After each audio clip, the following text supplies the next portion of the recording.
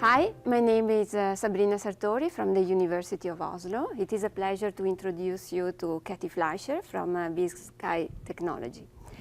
Cathy, your company developed an environmentally friendly fabric able to provide stain resistance and antimicrobial product protection.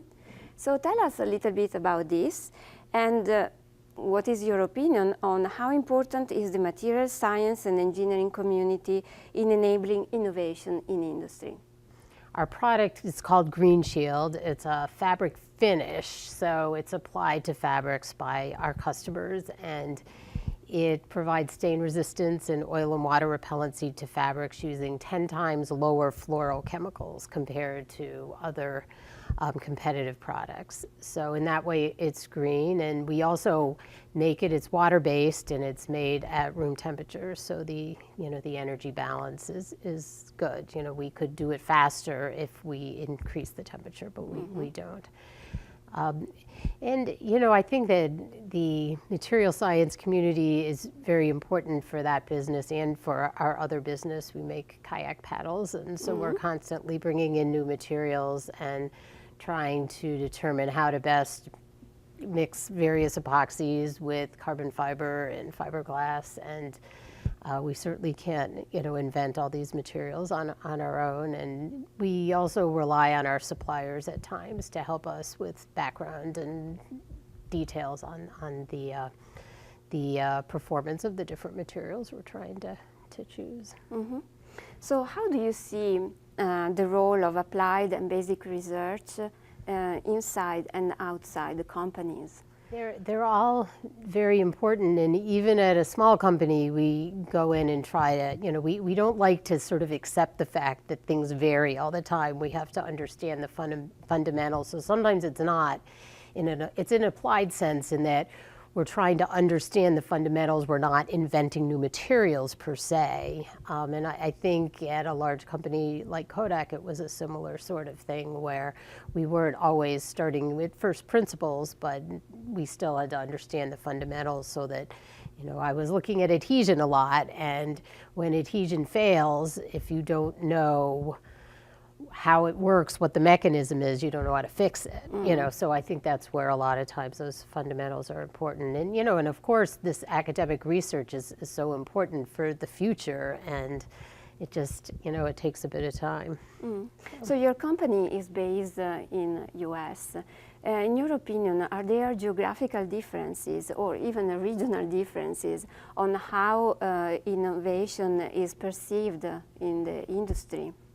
Yeah, I don't think I deal with that as much in my current company, but I certainly did when I was at Kodak working in optical films, and that, we were dealing with people in Japan and Taiwan, and every country has its way of doing things and its culture, and I think you need to sort of immerse yourself in it, and sometimes it's more of a business sense and sometimes it's technical, but either way you can't really succeed without that.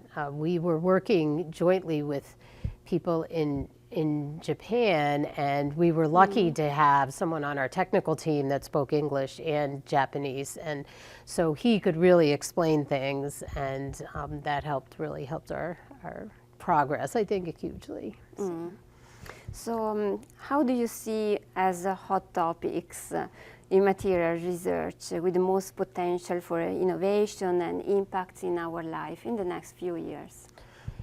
Yeah, that's a tough question I've been thinking about a lot, actually, and I really, as I'm going around looking at things at the meeting, that there's some really amazing work going on in sensors and in composite materials. The sensors, sort of for measuring UV on skin and measuring, being able to detect various medical conditions. I was reading the other day about exoskeletons that are being built that are essentially robots almost, and they're using them in the military. They allow people to lift things that are 15 times heavier than they would otherwise be able to lift. And that doesn't sound like a materials problem, but it actually is, because incorporated in this, they need lighter weight materials like carbon composites, perhaps. They need sensors to determine temperatures and dehydration and all sorts of things. And to me, that's a huge area. I also think environmental sorts of things like water and energy, you know, we really need to figure out how to manage all of these things to clean water.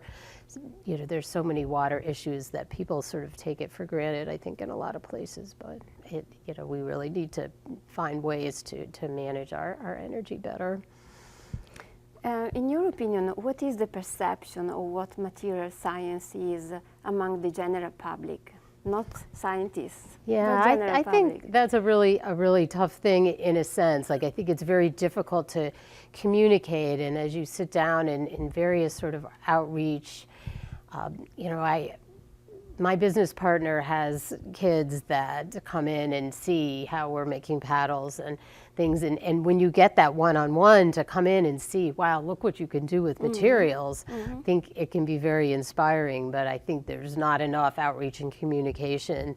You know, young kids would really enjoy it. You start when kids are young, it's just like languages, you know, you learn a language when you're 3 or 4, you know, you're never going to forget it. To make the topic more accessible since they are small. Yeah. No, and I think it would be very interesting, but it is difficult to communicate. The other thing is, I think if you build things, prototypes from the materials, like paddles or sporting equipment, or, you know, we had some great, at Kodak, some paper, sounds really boring, but it was super white reflective, and when you put an image on it, it popped. It just looked really cool, you know, so the paper itself was not going to excite anyone, but if you can really take it all the way through. So you need to complete the whole system to some extent, even though you only have this little material, you know, so that's hard, but I think those sorts of things would help. Thank you very much, Cathy Fleischer, for being with us. From Sabrina Sartori, thank you for watching.